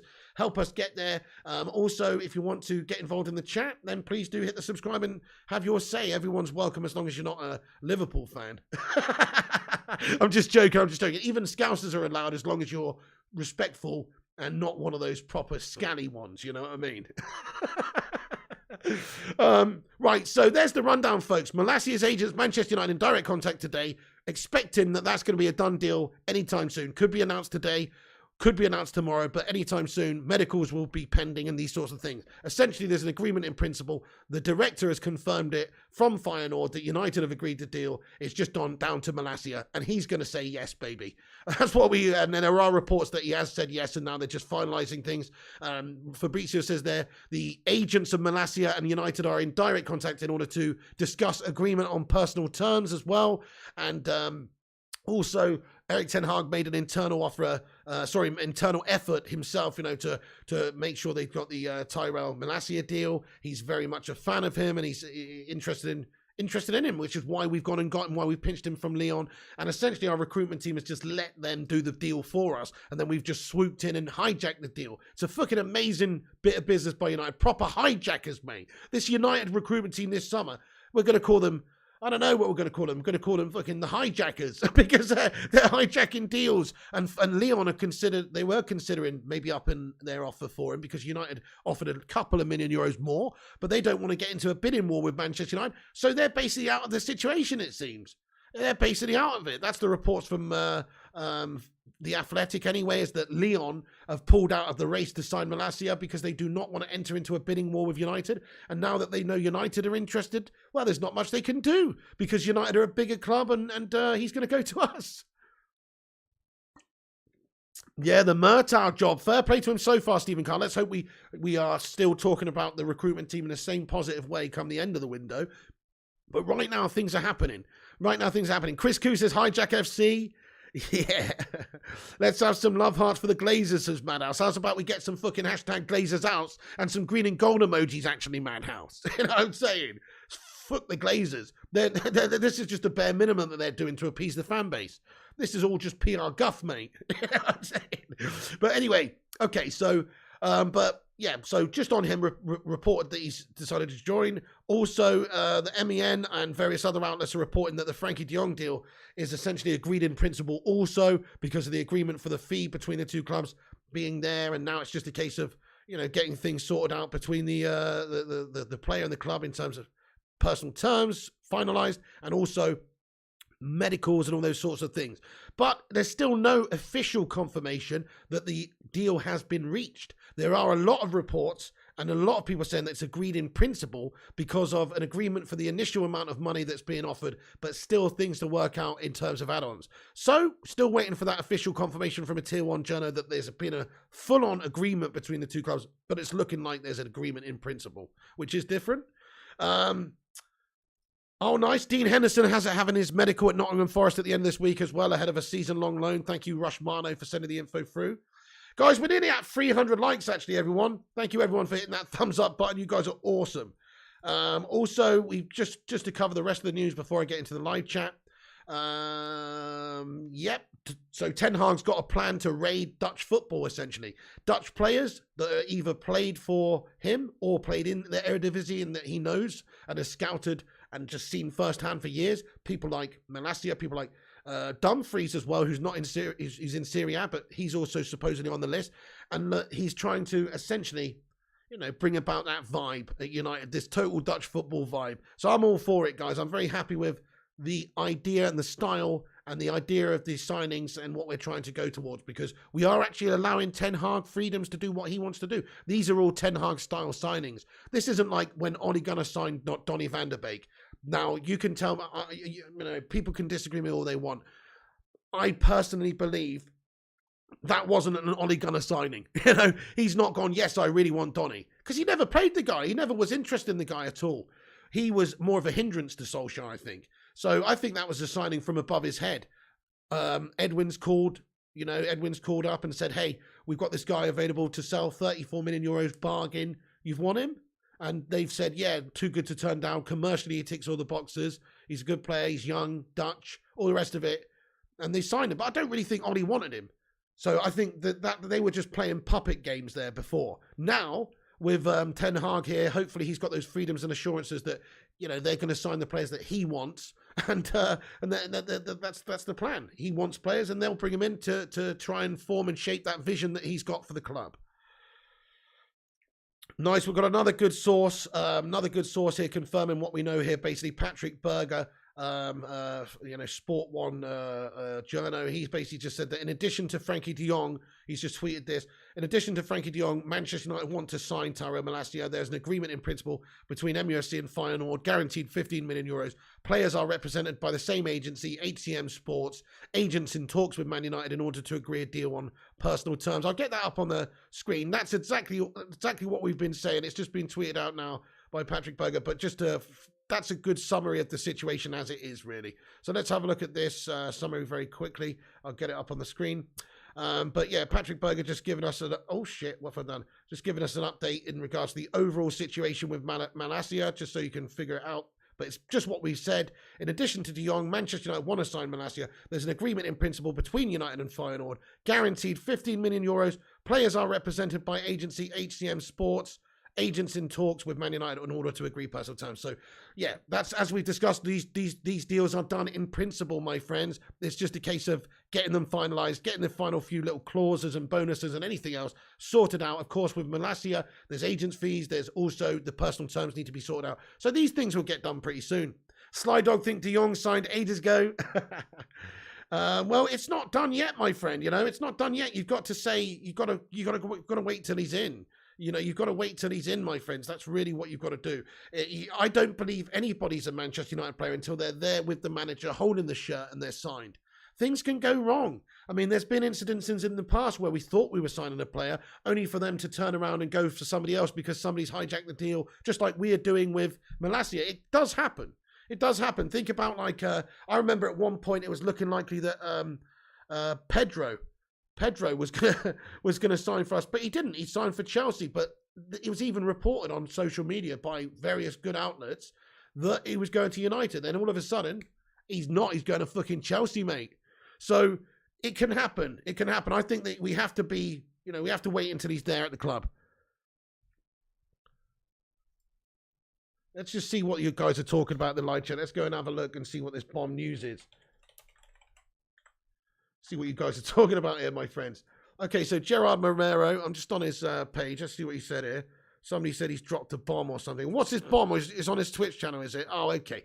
Well, somebody said it's just down to the financial situation here, is it? I'm not too sure what it is.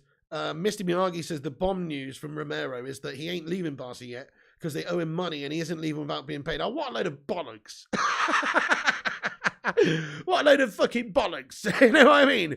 Come on. Well, they might not have the money yet, but once we pay them the fucking money, they'll pay his wages that they owe for a couple of weeks. I mean, that's a load of bollocks. Is that it? Anyway, Kate Cadet says, I'm not even remotely bothered about de Jong. I'd rather Neves and Tielemans. Fair play. In some ways, I can see why, and I can agree with you. It's just the only reason I really want de Jong more than Neves in any way, because I really rate Neves, and I think he's Premier League proven, and I do like him more in some ways.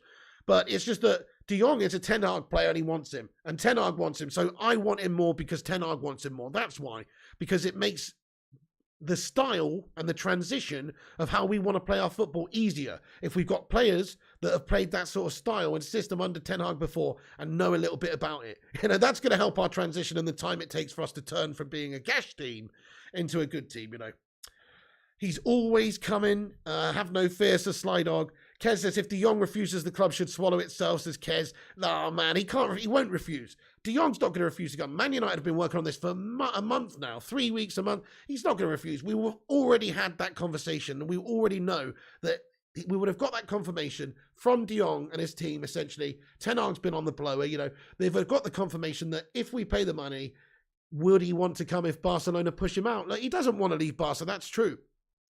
But if Barca are looking to cash in, he's got no choice. He has to go somewhere. He might as well link up with Ten Hag at United. It just makes perfect sense.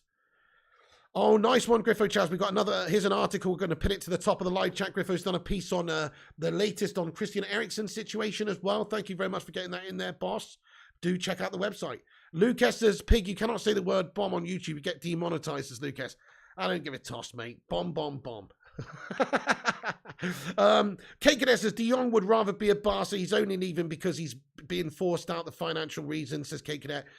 He would rather be at Barcelona. Yeah, he said as much. It's his dream club. That's where he'd rather stay. But I've got news for you. When you get sacked off from your job, you've got to go get another job. You know what I mean? So that's the reality. He might not listen. You might not like working at fucking, but you might rather work at Barclays Bank instead of HSBC. But if they fucking make you redundant at Barclays because they got to rein in the monies, then you better go get yourself a job at HSBC, lad. You know what I'm saying? I'm just saying, like, he's got to go somewhere and play. It's not like he's just going to completely down tools because he's gone from his dream club. If they don't want him anymore, even more reason to prove them wrong. Even more reason to be an absolute goat for the next 5 years and boss it for Ten Hag. So, Barca need the money. He doesn't want to go, but if they're pushing him out the door, I mean, he's going to go, isn't he? Must places Neves and Tielemans would be better players for the Premier League, in my opinion. Yeah, interesting. Okay, fair enough. I like that. Maybe if you could get both of them, yes. But let's just ask the live chat, actually. Who would you rather prefer to see come in to Manchester United this summer, De Jong or Neves? Let's ask. I'll get a little poll going, actually. Just for a few minutes. Just out of the two, just seeing as that seems to be a popular question at the moment. I say De Jong. I would have previously said Neves, actually. Just my personal opinion, because I think Neves, I like what he does. I like the fact that he can control the game from deep. I like the fact that he's robust. I like the fact that he never misses a game. I like the fact that he's proven Premier League player and he's young still. Like those, he's got a lot of plus points, and he's Portuguese. We've got a Portuguese vibe at the club as well. So there's a lot of plus points for Neves, and he might be available for a little bit less money. Maybe not, actually, if you listen to what Wolves have been saying. Maybe not. So he's a very, very good player. The only thing is, Ten Hag obviously wants to get De Jong because he's his number one target. That's who he's persevered with and who he's progressed, who he's tried to get all summer long. And so he clearly wants this guy to play this style of football that he knows he can play. And so that's why I think De Jong would be better for us at the moment, only because clearly Ten Hag has a philosophy and a style of which he wants to go about it. And if he feels like De Jong is the best way to implement that style, then I have full faith in that signing, to be fair. Neves next to De Jong, says Zach Iqbal. Liam Oakley says Neves. Kate Cadet says Neves for me. Fair play. Chrissy says we should get both. So when one attacks, one sits, that would be immense. Exactly, mate. Now you're talking. That's the sign of a proper ambitious football club, is if we went and got both of those players. You're absolutely spot on, Chrissy. De Jong's a clever player. Neves is a safe bet, says Zach Iqbal. We need a CDM also. Tough question. Yeah, true, Cody. Very true. Very true. It's a tough one. Conroy Schuller says De Jong. The Diamond 94 says United wasted their time on De Jong. They could have had Basuma Neves for De Jong money. Maybe so, but in the end, it seems like what we're possibly doing with Barca is paying a reasonable amount of cash. It's not a huge amount, 65 million euros plus add-ons for a player of that caliber, who they signed for, what was it, 85 mil or something a little while ago. I would say that represents good value. He's in his prime as well. All they've done is develop him to 25 years of age, and now he's in his prime. Like, it's actually an amazing deal. I know it's a lot of money, but it's an amazing deal on paper still. It's not a bad deal at all. So, and also, I don't think we could get Neves for that cheap anyway. I think Neves would cost a similar amount of money as to what we are paying to Barca for this deal. They want to sell for a start. Wolves do not want to sell. Wolves have said as much. Bruno Lage said that they wanted 100 million for Neves. Now, I know that's just manager talk. That's what they're saying. They want to get as much money as possible. Really, if there's a player who's want away and they've got a team that's coming with a serious offer and they're a bigger club, it's hard to keep them at the football club and they've got to listen to serious offers. However, they still could get 50 or 60 million for Neves. That's basically what we're paying for De Jong. I'm talking pounds here. They could basically get 50 or 60 million for Neves, I think, because he is a really good player. They don't want to sell him. We paid 80 million for Slabby Maguire, for Pete's sake. If you want to convince another Premier League team to sell a player, you've got to make sure that you pay a significant amount for him. That's why all these Premier League players go for so much. That's why there's a premium. Look at Rafinha. Rafinha is going to Chelsea potentially for 60 or 65 million pounds. He's not worth that, but they're paying a Premier League premium for him to convince another club to sell him to another Premier League club. That's how it goes. And, Gabriel Jesus, 45 million. Calvin Phillips, 42 mil. These are the premiums you have to pay for these players. If these players were coming from abroad, they'd be a lot less, So I actually think De Jong represents good value. I think Neves would be a similar amount of cash to him. Let's ask the chat. How much do you think that Wolves would actually take and sell Neves for? I'm not saying how much should United pay. I'm saying what is the minimum they'd accept. I don't see them selling him for less than De Jong money, less than 50 or 60 mil, because he's such a big player for them. He's young. They don't need to sell him. He's contracted for a couple of years. Like they don't need to worry about it right now.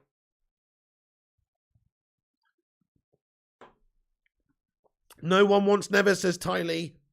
Kate Cadet says, I want Neves. I want Neves too, but if you look at the chat, 86% of the poll has gone for Frankie de Jong because, well, he is a bit more of a higher profile player for a start.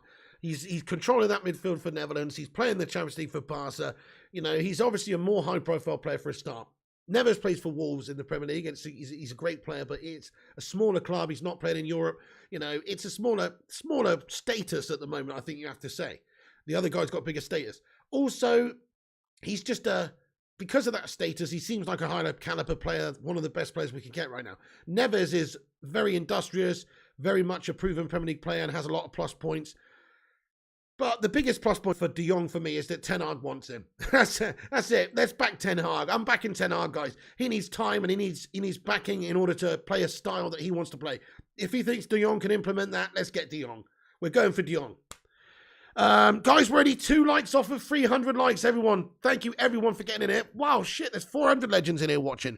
Thank you, everyone, for joining us. Thank you for getting involved. There's going to be more updates coming throughout the day later, so do keep a lookout and get yourself involved with the channel by dropping a like on this video. Let's get this sucker to 300 likes.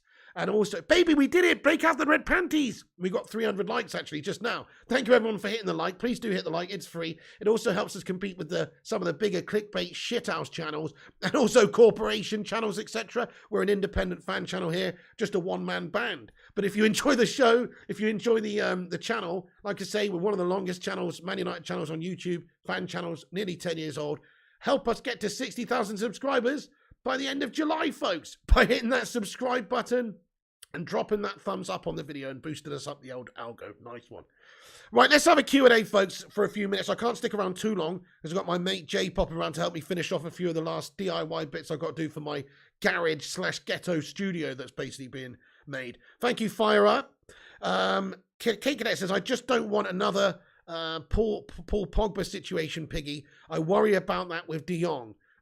Okay, fair enough. But he'll be on a bit less money than Pogba. And also, he's younger and maybe arguably, more consistent with, definitely more consistent, but arguably for United where we need a player, he'll play in a more consistent position. He should make that centre mid position his own. Whereas Pogba, well, what is Pogba's best position for Man United? Do you know what I mean? He was all over the place. We know what we're signing Frankie for. He should make that position his own. But hey, look, fair enough. I don't know. Well done, Mods. Yeah, get in there. Oh, thank you, Jim Watkins. Says, best ever fan channel. I love it. The best, guys. Thank you very much, dude. Agrippa Chinhara, what's going on? He says, does Malacia start or will it be Shaw? I think at the moment it'll probably be Luke Shaw, but it does depend on, what he wants to, who he wants to, and how he wants to play, obviously, Ten Hag. So if he thinks that Malacia is good enough to be better than Luke Shaw already, he'll go with Malacia. If he thinks that we wouldn't want to play a certain way, he might go with Luke Shaw. Luke Shaw's really good at everything, I'd say. He's not really good at everything, sorry. He's good at everything. He can attack, he can defend. He's good, but he's not great. Malacia has that potential to be great. So we'll see. We'll see who gets in there. Really, he's going to be coming in for competition. We'll have good depth there now. Think about the left-back spots. You've got Alvaro Fernandez, who may be sold out. Maybe loaned out. Not sold, maybe loaned out. Or he may stay and play like third-rate back up there to the likes of Malacia and also Luke Shaw. And then we've got Telles, let's have a vote on Telles, guys. Keep or sell Telles? What do you think?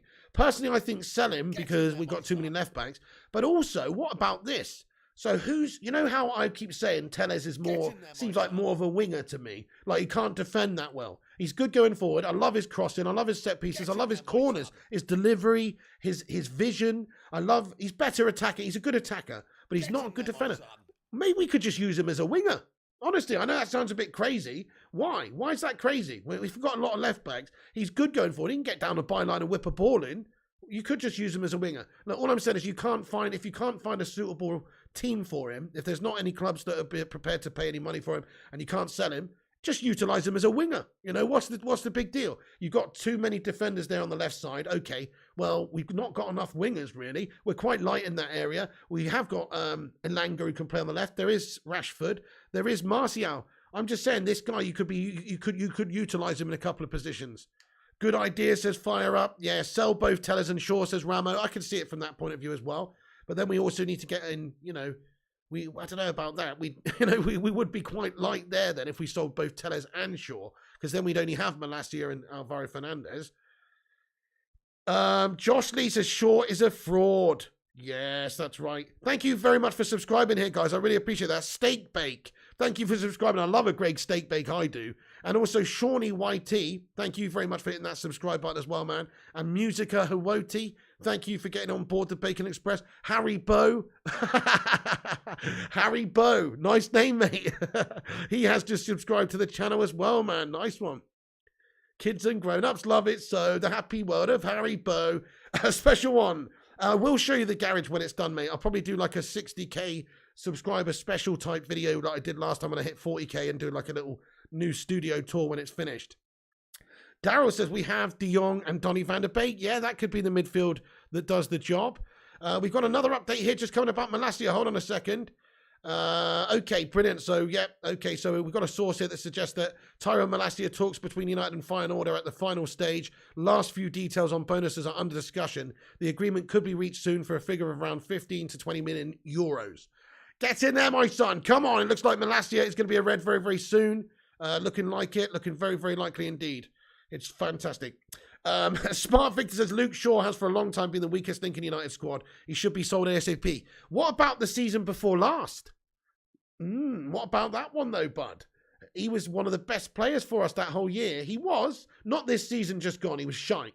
But, you know, the season before last, he was literally like Shawberto Carlos. He was sensational. So, I don't know. Can we not get him back to being slightly more towards that type of player? I think we can. He's only 26, right? I think we can bring him back. Super Tactician Tom, very soon in the next couple of days, Bell 691, my son. Daryl, thank you so much for the $2 super chat, mate. He said, Sue, Malacia and De Jong, I won't be able to sleep. Daryl, thank you so much for getting in here, man. Really, really appreciate you for super chatting it in and watching the channel, mate. I know, yeah, very exciting times ahead. Let's get a Sue in there for Daryl. Hey, Smart Victor, what's happening? He says, new subscriber here, no shout out. Smart Victor, sorry, bud. How you doing there, Smart Victor? I hope you're doing well. Thank you for hitting that subscribe button and getting in the chat, boss. Sometimes I do miss them. The chat's popping off these days, but great to see you and great to have you subscribe to the channel, mate. Nice one. What formation will Eric Ten Hag use as Zach Iqbal? Well, it'll be a 4-3-3, I think. I think he'll go with a 4-3-3 and maybe a variation of, you know, really, you think about a 4-2-3-1, which we've been playing, you know, most of the time anyway. That is just a 4-3-3. You know what I mean? Like people say, oh, 4-2-3 on 4-3-3. But really, it's just a 4-3-3 with, you know, with a couple of differences. You know what I mean? Like, so we'll play something like that. I think a 4-2-3-1 or a 4-3-3. If you've got the right players to do the task, then, yeah, I think it'll be something like that. Pogo says, sorry, Pig, I just nipped out for a quick run. Hey, no worries, man. Thanks for getting back in here. Smart Victor the GOAT, says Daryl. Don John says, when will Maguire be hijacked from us? Never. We'd have to, like, I don't know, like, just, like, slide him into somebody's deal, I think, at some point, mate. Bell 691 says, if we hit 60k subs in this stream, Pig does the helicopter live. Jonathan Kennedy says United tried playing without midfield and defence last season and found that it don't work. Fair play. I'm going to have to wrap this video up in a few minutes' time. I just realised the time, guys. But please, I'm going to stick around for a bit longer because we've got 431 legends watching right now. So I'm going to stick around for 5 minutes. Let's get some last final comments in, Q&A time. Have your say. Make sure you hit the like. We're almost at 350 likes. Make sure you hit the subscribe button if you're new as well. We're going to be back on here later on, giving you the latest on in regards to the goings on with Malacia and also De Jong and any of the new deals that are taking place, of course. There may well be news on Ericsson coming over the next 24, 48, 72 hours. So there's two things I want you to do. Hit the subscribe and hit the bell. The bell will give you a notification when we post so you don't miss the updates.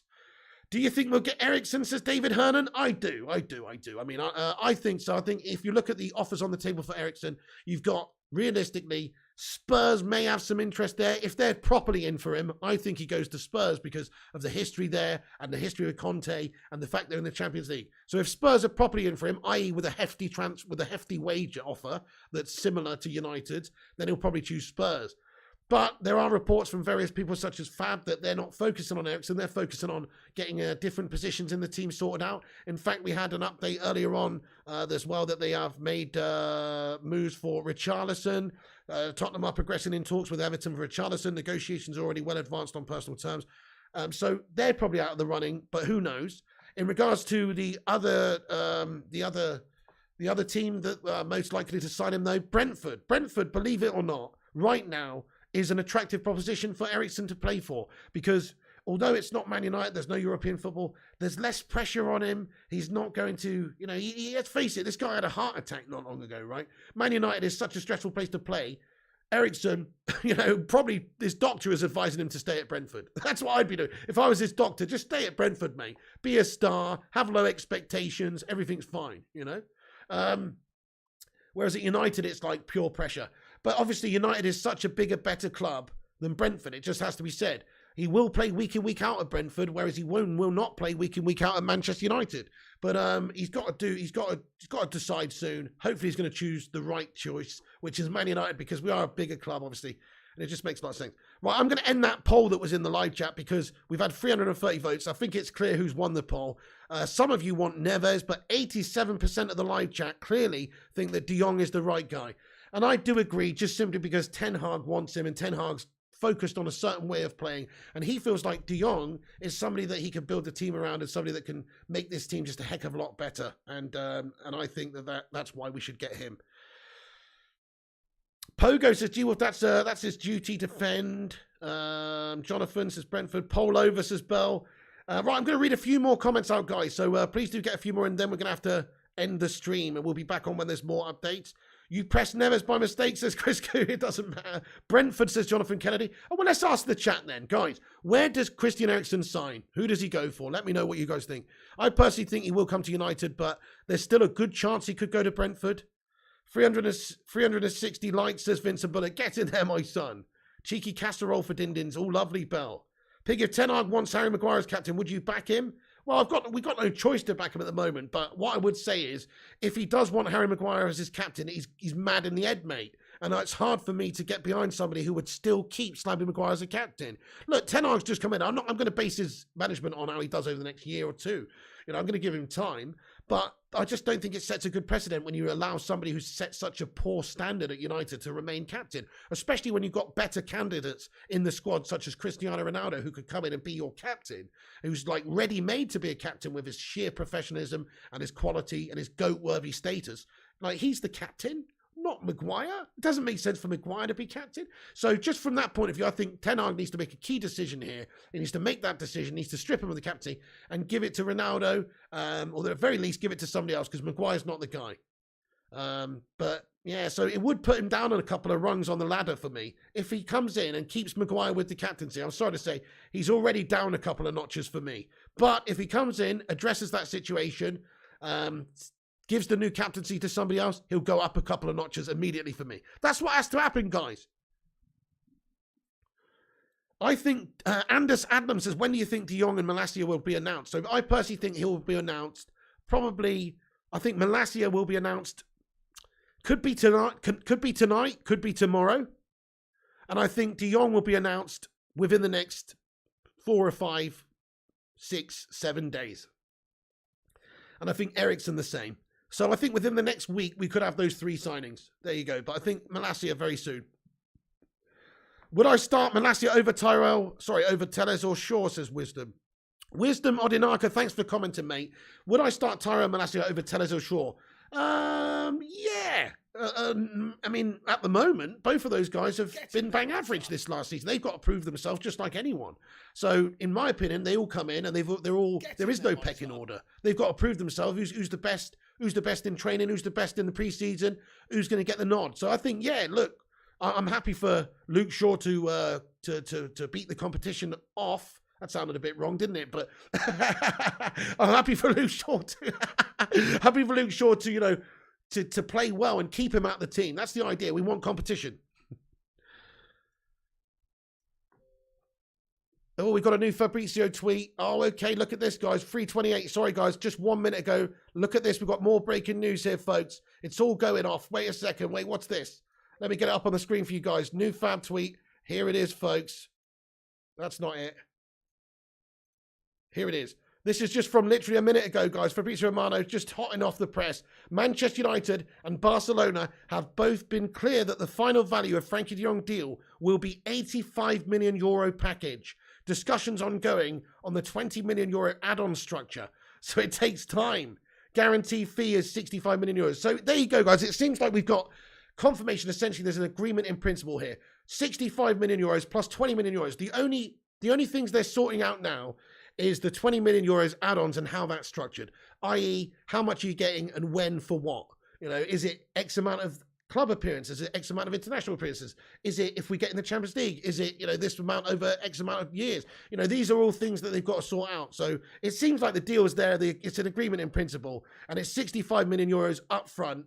And that is an absolute bargain, really. And then there's more money that will be paying down the line. But a lot of that will probably be reasonably performance-based.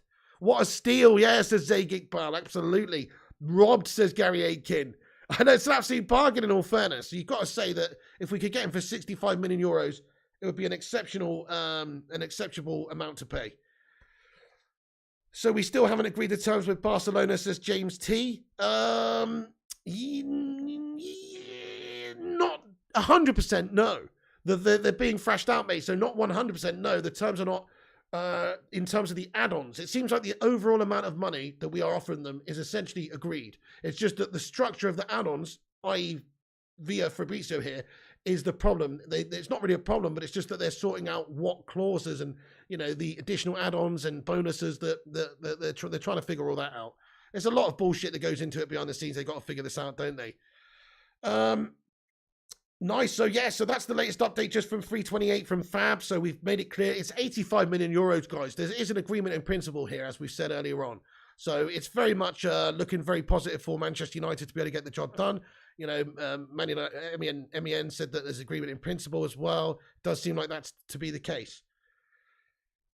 415 legends watching. What is going on, man? Thank you, everyone, for getting in. There's so many new legends watching this channel at the moment. If you're new to the show, guys, make sure you smash that subscribe button. Hit that like button as well if you haven't done so. Get yourself involved with the channel. We're on here every day giving all the updates throughout the day.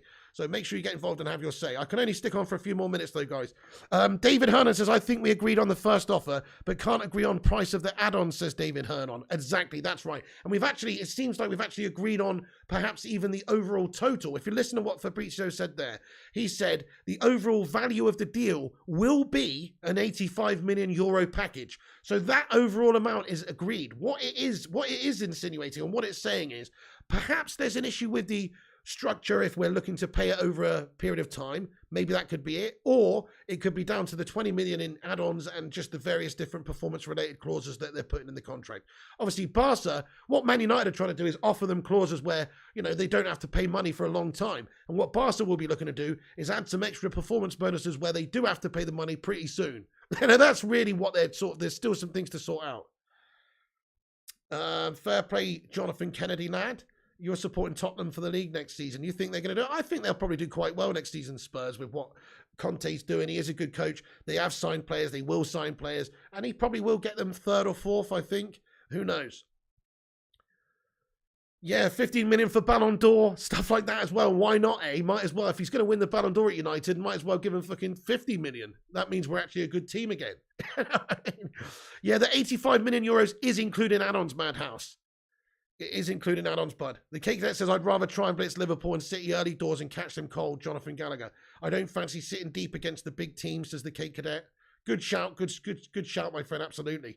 Okay, right, one last question, folks. Jim says, what I love about you, Pig, is you're a down-to-earth person and only content creator who talks to all the people on the live chat. Love that.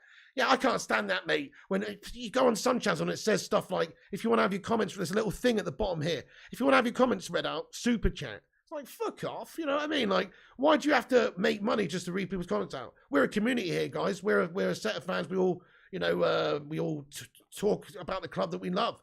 and often the clubs that we don't like. And you know, we're a community. Why do you have to? I don't like that, guys. I've never liked that when if you go into somebody's stream and they ask you to pay money in order to have your opinions read out. It's BS. That's one thing that separates us from a lot of the channels. I have to say that is we will read everybody's comments out. You don't have to be a channel member. You don't have to be a moderator. You don't have to super chat. We just read everybody's comments out, you know, and when we don't discriminate, when we, you know, all of that.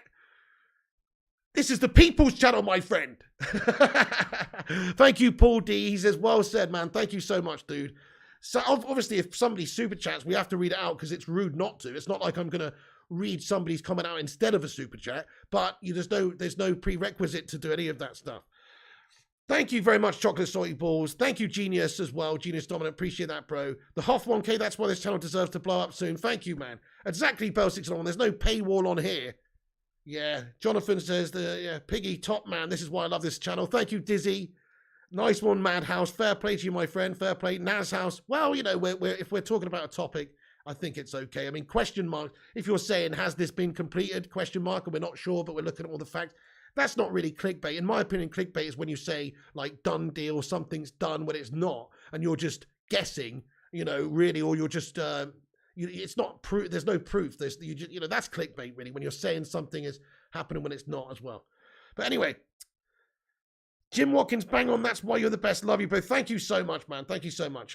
Guys, we're going to have to wrap this video up, by the way. It's been a great show, but I've got to wrap it up because I've got my mate coming around and I'm actually probably waiting and we've got to do the DIY shite. So I'm going to have to leave it there, but we will be back on in a bit doing some more updates. I can't do FIFA today either for that reason. So we will be back in a bit, though, with any new breaking updates. If there is any updates, I'll jump on and I'll be back on tonight, you know, 9 or 10 p.m. for a day's evening, you know, the rest of the day and the evening's roundup of all the United news. And if anything breaks properly beforehand, because we don't just jump on with some speculative bullshit, but if anything breaks properly, we will jump on immediately for it. Okay, guys? So thank you all for watching. I'm going to have to leave it there. It's been a great show. Everybody, thank you for tuning in and being a part of this channel and liking this video and supporting the channel.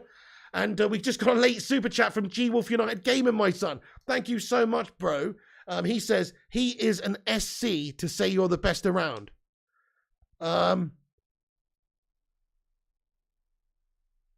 What does that mean? He is an S.C to say you're the best around. I don't know what that means, but can somebody clarify for that? Am I supposed to understand what that means? I don't know. G Wolf, thank you for the super chat. Let's get a Sue in there for him, please. Let's get a Sue in there. And just thank you for watching, everyone. I'm going to have to leave it there, but thank you for your super chat at the end there, bro. Oh, here is a super chat you meant. Oh, yeah. Right. Oh, I thought you were talking about a player. I thought you were sort of talking about, like, I don't know. Who knows? But anyway, a super chat to say you're the best around. Thank you so much, G Wolf. Right, I get it now. I'm surprised I wasn't able to work that one out, guys, you know. Sorry about that. Thank you, G Wolf. Thank you, Steak Bake, Wisdom, Big Bear, Big T. Thank you for becoming a member, Big T. Chris Koo, A-Bub, David Hernan, Wisdom, Steak Bake, G Wolf, Palmarius, Samikazi, Fire Up, Pogo, Nas, Alec Duncan, G Wolf, Shubham Sandy, Bell691, Mojo, Wisdom, everyone, Cake Cadet. Thank you, everyone, for getting in here. I'm going to have to end the show now. Come back after it's finished and get your opinions in the not live comments after this video is finished. Come back after, have your say. We want to hear from you and keep the debate going. Shout out to all the legends in the Bacon Brigade. Make sure you guys are subscribing before you go and hit that like button as well. Smash a thumbs up on it. Thank you, Cake Cadet, for another £3 super chat, mate. He says, cheeky meal deal dono from the Cake Cadet. Big. Oh, thank you, Cake Cadet, you bloody legend. Mate, I'll get myself a cheeky little bacon stuffing and chicken bad boy from Tesco, my son. Sue. Thank you very much, mate. Everyone, thank you, Dutch Christ, Dizzy, Samikazi. Drop that like, hit that subscribe, follow us on social media at Flying Pig United on Instagram, Facebook, Twitter, TikTok, and Twitch. Chris Hansen, thank you for subscribing to the channel, mate. And if you're new, and also Franklin Egan, do what these guys have done here and hit that subscribe button, my friends, because you know it makes sense. We'll give you all the latest updates in a no bullshit, concise way as and when it comes out. So have a great day, everyone. See you in a bit. There may well be some breaking news in regards to Tyrell Malacia shortly. We'll give you the updates on Jong and Ericsson and everything else as it comes out. See you on the next one. Have a great day, guys. Thank you all for watching. That's it from me. Stay classy. Have a good one. And come on, United. Finally, we're doing some bits. See you soon, peeps. And remember, when the seagulls follow the troll, as this is because they think sardines will be Saran into the sea. Thank you very much. See.